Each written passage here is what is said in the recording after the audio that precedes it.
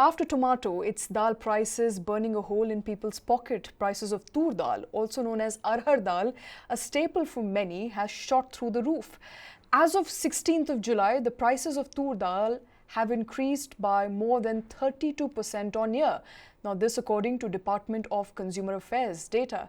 Toor prices have risen every day in the past week from 127 rupee per kg a month ago to 136 rupee per kg as of 16th of July, increasing by a sharp 7%.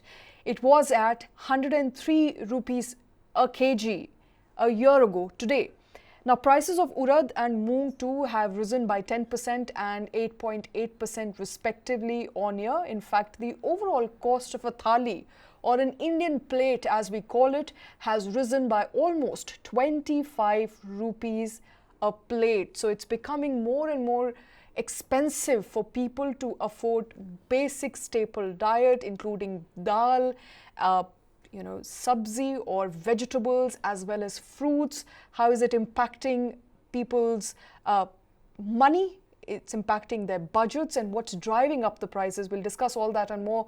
Avni Jain, who's an economist with HDFC Bank, joining us at this point in time. Avni, appreciate you taking time out and for speaking to News9. I want to begin by understanding as basic as what is driving the food prices up. People want to know what's happening. So if you see the past data for June, there was a sharp increase in vegetable prices sequentially. Beside that, there was an increase in meat and fish prices as well as egg prices. Beside that, cereals and pulses, they also were tracking in double digits. So overall, these were the segments which led to a jump in food prices in June.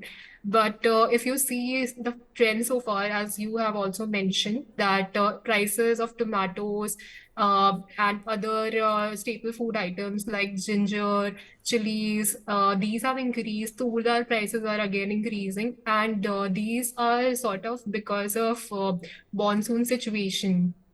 So these are the major drivers of food inflation so far, I would say. Okay, and we're looking at staple diet, Toor dal, your chana is still, many would say, a luxury, but Toor dal is not a luxury so much because it's used literally in south of India. It's used from your sambar to your chutney everywhere. In north of India, it's the basic arhar dal that we use in almost everything we eat. It impacts not just people's budget, but it also impacts their dietary habits. Exactly, and it's majorly because you would see the uneven distribution of monsoons this year has been impacting pulse prices, and tur being the major crop of Kharif season, its prices are rising too much because earlier when monsoon started, there was an deficit in major tour producing states like Maharashtra. And even now, when there's excess rainfall in some parts of India and a deficit in some part of the country, many major tour producing states are still not receiving the kind of rainfall that is required for tour production.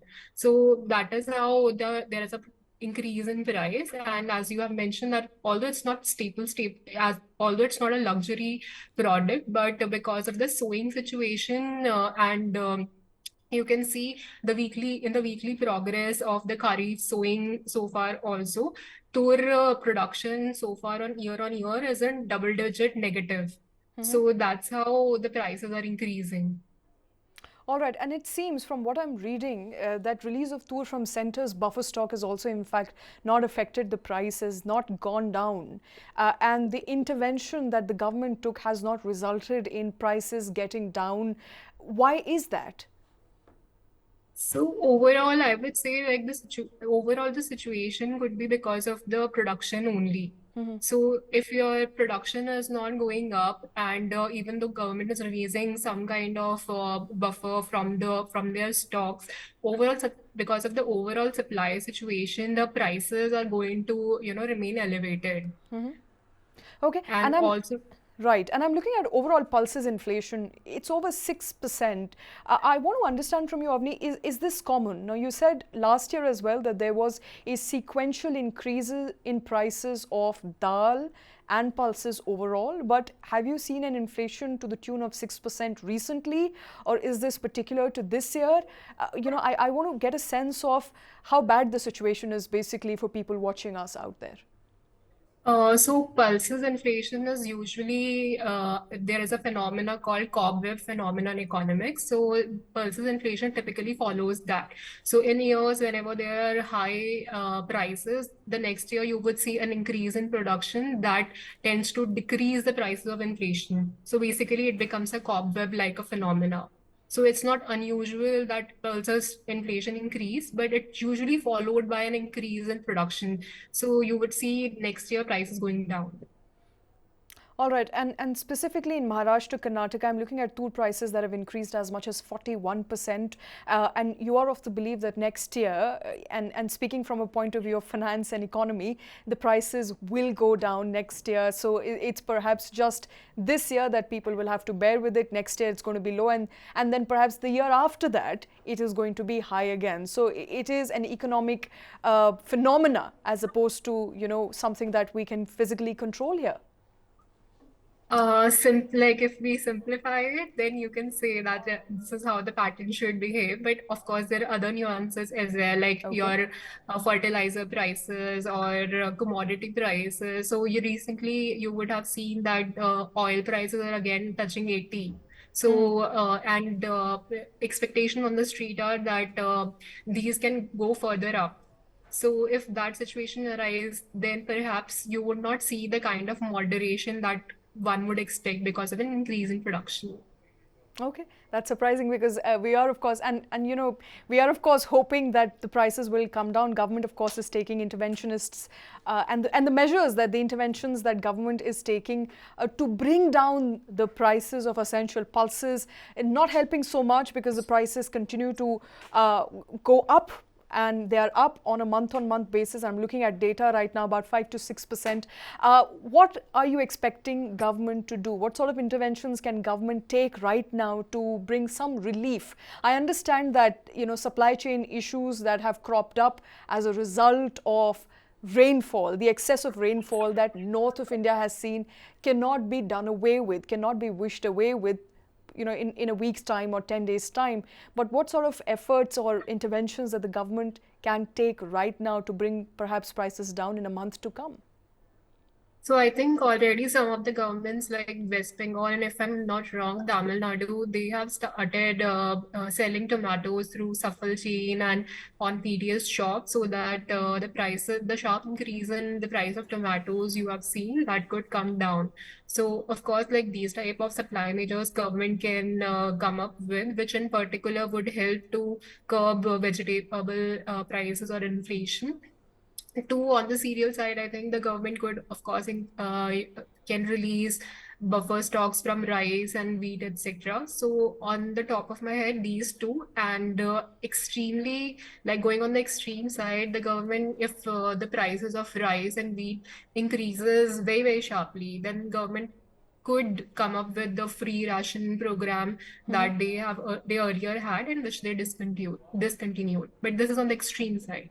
All right. I'm also given to understand tomatoes in Delhi are being sold at a discounted price. This, of course, is a measure that the government is taking given the prices of tomato that has resulted in memes all across social media. I don't know, as an economist, if you've had time to take a look at those memes where you walk into a jewelry store and you buy tomato instead of buying gold. Memes aside, pulses and the production of pulses in the last 10 years has shot up 50% in India. We are one of the largest producer of Toor dal, and I'm looking at data right now. What exactly is therefore hurting our sustainability or sustenance rather when it comes to supply of pulses? Are we not producing enough, or is the population way more than what we're producing? So my answer is definitely there is a demand supply angle to it, and also there would be an angle of importing. So if From what I understand, we import a lot of agriculture products, and because of that, also there could be a hit on the prices of dal, in particular tur dal. All right. So, of course, the demand supply, there's a mismatch there, and hence why tur dal is going to cost you, if not a kidney, then perhaps substantially more. And the prices, especially prices of a vegetable and a non vegetable thali, are becoming equal, as some would say, because a chicken is costing you as much as a ginger, 1 kg of chicken to 1 kg of ginger to 1 kg of tur dal.